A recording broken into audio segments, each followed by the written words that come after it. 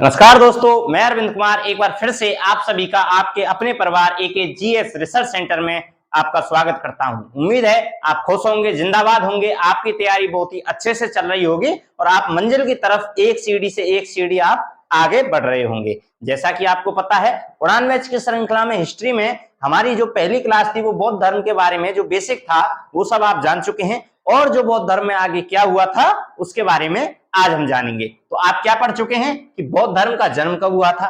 क्या पढ़ाया था मैंने? बौद्ध धर्म का जो जन्म था वो कब हुआ था? तो ये आपको पता होगा 563 BC। कहां पर? आपका लुम्बिनी में। कहां पर? लुम्बिनी में। दूसरा, मृत्यु आपको पता पड़ गई होगी। पिछली क्लास को अगर आपने ध्यान से देखा होगा तो पावापुरी ये कुशीनगर में आज इसकी मृत्यु हो गई थी। पिता इनके कौन थे? पिता इनके थे सिद्धोधन। सिद्धोधन शाक्य गणराज्य के मुखिया थे। माता कौन थी? माता कौन थी इनकी? माता थी महामाया जी। कौन से वंश से? कोलिय गणराज्य से। इनकी पत्नी का क्या नाम था? पत्नी का नाम क्या था? यशोधरा। यशोधरा। पुत्र का क्या नाम था? पुत्र का क्या नाम था? पुत्र का नाम था राहुल। तो ये सब आपको पता हो गया। मृत्यु को क्या कहते थे? महाभिनिष्क्रमण। महाभिनिष्क्रमण। क्रमण। और यहां पर जब इन्होंने घर कब छोड़ा? 29 वर्ष की अवस्था में, यानी कि महाविनिष्क्रमण तो कहा गया था जिसको घर छोड़ा था। महापरिनिर्माण किसे कहा गया था? मृत्यु को। महापरिनिर्माण, निर्माण, ठीक। और महाविनिष्क्रमण, इनमें कंफ्यूज हो जाते हैं तो बड़े ही ध्यान से पढ़ना। क्रमण कब हुआ था? 29 वर्ष की अवस्था में, ठीक है ना? ठीक है, ये आपने बहुत ही अच्छे से समझ लिया होगा। उम्मीद है आपको ये पूरा बेसिक आपको बहुत ही अच्छे से समझ में आ गया होगा। आज हम जो पढ़ेंगे इससे आगे पढ़ेंगे। आगे क्या पढ़ेंगे? आगे देखिए, जब गौतम बुद्ध का जन्म हुआ था, जब गौतम बुद्ध का जन्म हुआ था, जैसे कि आपको पता है जब आपका जन्म हुआ होगा तो बहुत सारे पंडित जी बुलाए गए होंगे आपके पिताओं के द्वारा, आपके जो भी कुंडली है उसको दिखाने के लिए, बच्चे का क्या गुण है, क्या नहीं, क्या दोष में, क्या नक्षत्र में पैदा हुआ है, कोई ग्रह, कोई मंगल ग्रह, या जो भी कुछ जो भी नक्षत्र वगैरह होते हैं वो सब दिखाने के लिए आपके लिए पंडित जी को बुलाया गया होगा। उसी प्रकार जब गौतम बुद्ध जी का जन्म हुआ था, जब गौतम बुद्ध जी का जन्म हुआ था तो एक बहुत बड़े पंडित जी बुलाए गए थे जिनका नाम था कौंडिन्य। कौंडिन्य पंडित जी, कौंडिन्य पंडित बुलाए थे। तो कौंडिन्य जो पंडित थे उन्होंने क्या कहा था कि महाराज, जो गौतम बुद्ध की जो कुंडली बोल रही है, जो नक्षत्र, जो राशियां बोल रही हैं, वो कह रही हैं कि या तो ये बहुत बड़ा महान सम्राट बनेगा या फिर ये बहुत बड़ा कोई संत बनेगा, ठीक है ना? या तो बहुत बड़ा कोई राजा बनेगा। ये तो ठीक था। इसे सुनकर तो जो सिद्धोधन थे गौतम बुद्ध के पिताजी, वो तो बहुत खुश हो गए थे कि बहुत बड़ा सम्राट, राजा बनेगा।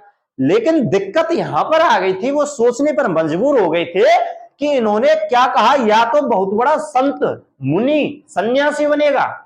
तो यहां पर वो सोच में पड़ गए थे कि बाई चांस हो सकता है मैं राजा हूं, 99% मेरा बेटा राजा बने, लेकिन बाई चांस अगर 1% मेरा बेटा अगर मुनि बन गया तो मेरा तो राज्य संकट में आ जाएगा, मेरा वंश तो हंसी जगत में हंसी हो जाएगी। तो वो यहां पर सोच में पड़ गए और उन्होंने क्या किया, जितनी भी सुख सुविधाएं थी, जितने भी सुख सुविधाएं जो जीवन में मिल सकती हैं, शायद आपको भी इतनी सुख सुविधाएं ना मिली हो, वो सब सुख सुविधाएं आपके गौतम बुद्ध, जिनका नाम सिद्धार्थ था, उन्हें महल के अंदर ही प्रोवाइड कराई गई।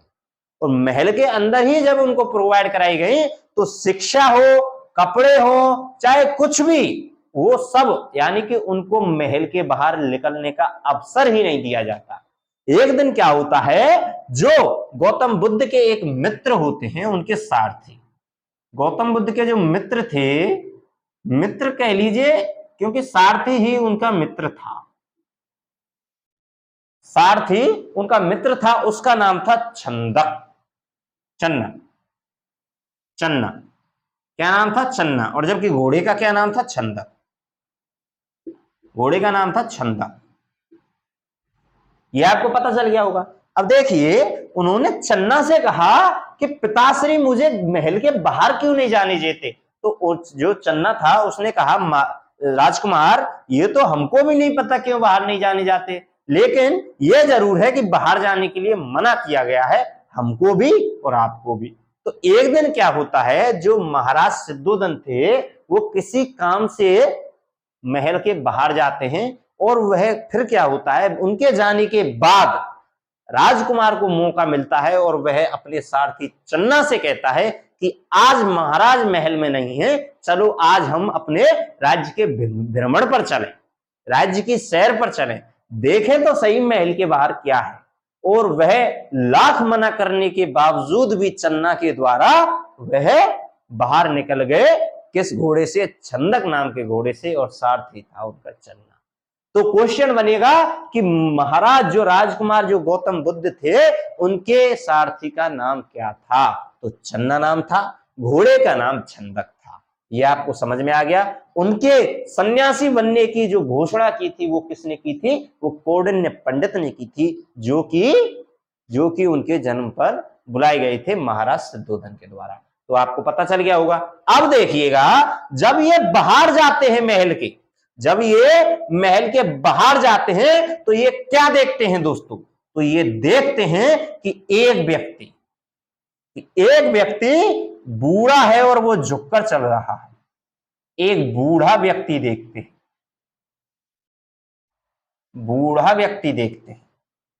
क्या देखते हैं, पहला देखते हैं उनको रास्ते में मिलता है एक बूढ़ा व्यक्ति जो झुककर चल रहा होता है।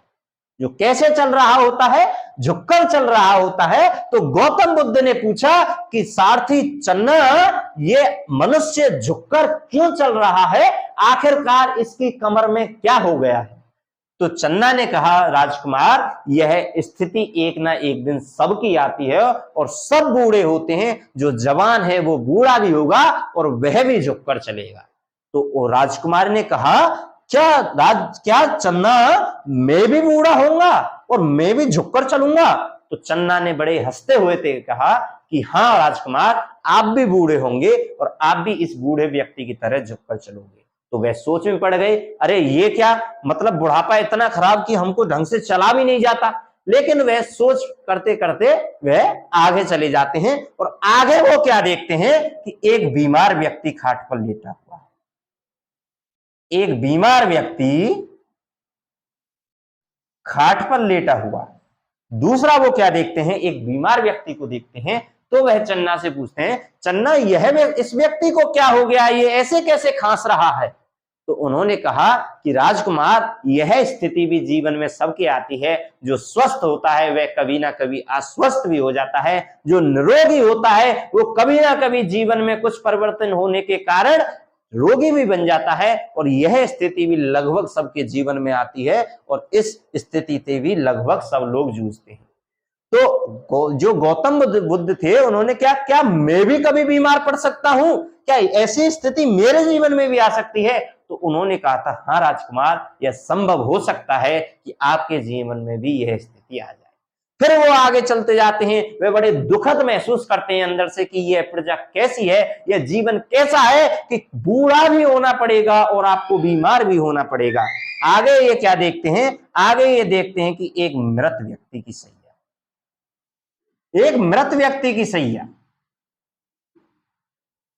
तो उन्होंने क्या कहा कि चन्ना, ये क्या है, ये व्यक्ति इस प्रकार सैया पर क्यों लेटा हुआ है। तो चन्ना कहता है, महाराज, राजकुमार, कोई जो भी व्यक्ति ने जन्म लिया है, वह व्यक्ति अवश्य ही उनका निर्माण जरूर होगा, वह मृत्यु को जरूर प्राप्त करेगा, जिसका जन्म हुआ है वो एक ना दिन जरूर मरेगा।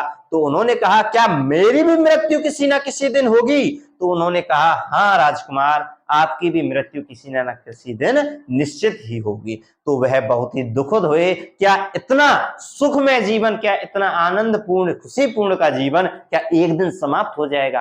तो वह बहुत दुखी होते हैं इन सीनों को देखकर। आगे वो फिर दुखद होते हुए चलते हैं तो वो देखते हैं एक सन्यासी बड़ी ही शांत मुद्रा में चुपचाप ध्यान मगन करते हुए ओम ओम हरि ओम करके बैठा है।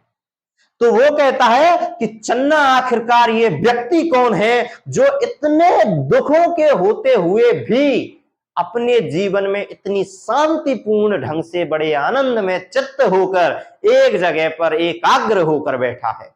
तो चन्ना कहता है कि राजकुमार, यह सन्यासी है। यह सब कुछ दुख सुख सबको छोड़कर, सब रोग निरोग सबको त्याग कर कर अपना जीवन एकाग्र करते हुए अपना सन्यासी इन्होंने धारण कर लिया है, वैराग इन्होंने धारण कर लिया है, और यह यहाँ पर अपना ध्यान लगा रहे हैं।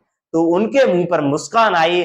कम से कम एक तो ऐसी पोजीशन है, कम से कम एक ऐसा रूप तो है जिससे इन सांसारिक जो बाधा हैं इनसे मुक्त हुआ जा सके। तो यहां से उनके मन में इच्छा आई, क्यों ना सन्यासी बना जाए। और कौंडिन्य पंडित की जो बात थी वो सत्य होने को जा रही थी। महाराज का जो बेटा गौतम बुद्ध जो राजकुमार था, उनके मन में सन्यासी का जो पौधा था उनका बीज डल चुका था, बस जरूरत थी अब उस पौधे को बढ़ने की। तो दोस्तों, यहां से उनके मन में क्या भाव आ गया कि मुझे सन्यासी बनना चाहिए, क्योंकि इसमें भी दुख था, इसमें भी दुख था, इसमें भी दुख था। उनको शांति महसूस हुई जीवन की, तो सन्यासी के रूप में हुई। और वहीं से उन्होंने धारण कर लिया कि मैं बड़े होकर क्या बनूंगा, मैं सन्यासी बनूंगा, मैं वैराग को धारण करूंगा। तो दोस्तों, यहां से उनके मन में क्या हुआ? सन्यासी है, सन्यासी की भावना। तो प्रश्न बनता है, ये प्रीलियम का आपका एग्जाम है तो इसमें नहीं, लेकिन मेंस में पूछता है कि आपका कि सन्यासी की भावना गौतम बुद्ध के मन में किन दृश्यों को देखकर आई थी? किन दृश्यों को देखकर आई थी? जीवन को पूर्ण परिवर्तित कर देने वाले 4 दृश्य गौतम बुद्ध के कौन थे? तो आपको बता देना है, एक बूढ़ा व्यक्ति जो रास्ते में मिला था, जो कमर झुका के चल रहा था, एक बीमार व्यक्ति जो खांस रहा था खाट पर लेटे लेटे, एक मृत व्यक्ति की सैया जो सैया पर लेटा हुआ था, और एक सन्यासी जो सब कुछ सांसारिक बाधाओं को छोड़कर अपना शांति मग्न होकर एकाग्रचित होकर बैठा। तो यह स्थिति थी जिन्होंने, जो आपके गौतम बुद्ध थे, उनके जीवन में एक राजा बनने वाले व्यक्ति को एक सन्यासी बनाने की ओर ले गए थे। तो यह आपको बड़े ही ध्यान से देखना। अब आगे क्या होता है, वो अपने जीवन को देखते हैं और वह समस्याओं को देखते हैं, और वह 29 वर्ष की अवस्था में क्या करते हैं गौतम बुद्ध? 29 वर्ष की अवस्था में अपने घर को छोड़ देते हैं, अपने घर का त्याग कर देते हैं। 29 वर्ष की अवस्था में अपने घर का त्याग करते हैं। अपने घर का त्याग कब करते हैं? अपने पिता से कहते हैं मुझे सन्यासी बनता है। काफी झगड़ा होता है, काफी विवाद होता है, लेकिन गौतम बुद्ध किसी की नहीं मानते, और 29 वर्ष की अवस्था में वे अपने घर का त्याग कर देते हैं। और इस त्याग करने की स्थिति को क्या कहा था दोस्तों? महाभिनिष्क्रमण। इसको याद रखना। आपसे ये नहीं पूछेगा कि घर को कब त्याग किया गया था, आपसे पूछेगा कि गौतम बुद्ध ने महाभिनिष्क्रमण को कब अपनाया था। महाभिनिष्क्रमण, तो घर छोड़ने की स्थिति को क्या कहते हैं? महाभिनिष्क्रमण। ठीक है ना? तो महाभिनिष्क्रमण किस स्थिति को कहा गया? घर छोड़ने की स्थिति को, घर त्याग की स्थिति को, जो कि 29 वर्ष की अवस्था में हुआ था। तो दोस्तों, 6 वर्ष वह अपने दोस्तों के साथ पूरी श्रद्धा के साथ एकाग्रचित होकर धन ज्ञान को प्राप्त करने के लिए बैठे रहे, और 6 वर्ष बाद 35 वर्ष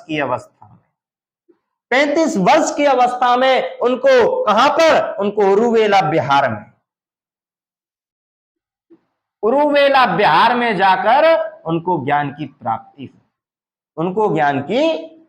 हुई। किस दिन हुई थी ज्ञान की प्राप्ति? तो दोस्तों, उनको किस दिन? गुरु पूर्णिमा के दिन ज्ञान की प्राप्ति हुई, वैशाख पूर्णिमा। किस दिन? बैसाख पूर्णिमा के दिन उनको ज्ञान की प्राप्ति हुई थी। दोस्तों पूर्णिमा दोस्तों जो ये पूर्णिमा होती है, बैसाख की जो पूर्णिमा, वो जो बुद्ध जो धर्म है उनमें बहुत ही महत्वपूर्ण होती है। क्यों होती है बहुत महत्वपूर्ण? क्योंकि गौतम बुद्ध का जन्म इनको ज्ञान की प्राप्ति और इनकी मृत्यु तीनों किस दिन हुई थी दोस्तों? तो ये तीनों हुई थी आपकी बैसाख पूर्णिमा के दिन। किस दिन? ये देखिए कितना कोइंसिडेंट था, बैसाख पूर्णिमा के दिन, केवल और केवल बैसाख पूर्णिमा के दिन जन्म, मृत्यु और ज्ञान की प्राप्ति एक ही दिन हुई थी। ये होता है संयोग, ये होता है दोस्तों संयोग। इसलिए बैसाख पूर्णिमा को बड़े ही रोमांचक तरीके से मनाया जाता है आपके बौद्ध धर्म में। उरुवेला में इनको ज्ञान की प्राप्ति हुई थी, निरंजना नदी के किनारे। किस नदी के किनारे? निरंजना नदी के किनारे, निरंजना नदी के किनारे। किस पेड़ के नीचे? तो पीपल के वृक्ष के नीचे इनको ज्ञान की प्राप्ति हुई थी। किस वृक्ष के नीचे? पीपल के वृक्ष के नीचे इनको ज्ञान की प्राप्ति हुई थी। तो दोस्तों जो ये ज्ञान की प्राप्ति का जो ये समय था, ज्ञान की प्राप्ति की जो स्थिति थी, इसको क्या कहा गया? इसको कहा गया था संबुद्धि। इसको कहा गया था संबुद्धि। जैसे घर को छोड़ने की स्थिति को महाविनिष्क्रमण कहा गया, मृत्यु की स्थिति को महापरिनिर्माण कहा गया, उसी प्रकार ज्ञान प्राप्ति की स्थिति को क्या कहा गया? संबुद्धि। तो आपको याद रखना है 29 वर्ष की अवस्था में क्या हुआ था? महाविनिष्क्रमण हुआ था। महाविनिष्क्रमण का मतलब है गृह त्याग हुआ था। 6 वर्ष बाद 35 वर्ष की अवस्था में उनको उरुवेला में बिहार में जाकर ज्ञान की प्राप्ति हुई। बैसाख पूर्णिमा के दिन ज्ञान की प्राप्ति हुई और आपकी निरंजना नदी के किनारे पर ज्ञान की प्राप्ति हुई। और किस वृक्ष के नीचे ज्ञान की प्राप्ति हुई थी दोस्तों? तो वो पीपल के वृक्ष के नीचे ज्ञान की प्राप्ति हुई। और इस ज्ञान प्राप्ति की जो स्थिति थी, इसको क्या कहा गया था दोस्तों? तो यह संबुद्धि कहा गया था। तो ये आपका कुछ और महत्वपूर्ण बातें थी बौद्ध धर्म के बारे में। आज की क्लास में हम इतना ही कवर कर रहे होंगे दोस्तों, और बहुत ही ज्यादा महत्वपूर्ण जो गौतम बुद्ध के जीवन के बारे में जो आपको पता चलेगा, वो आपको अगली क्लास में पता चलेगा। अपने सिलेक्शन के उद्देश्य से जुड़ना मत भूलिएगा। अगली कल की क्लास बहुत ही ज्यादा महत्वपूर्ण होने वाली है दोस्तों। तो मिलेंगे बौद्ध धर्म की अगली क्लास में, यानी कि कल। जय हिंद, जय भारत।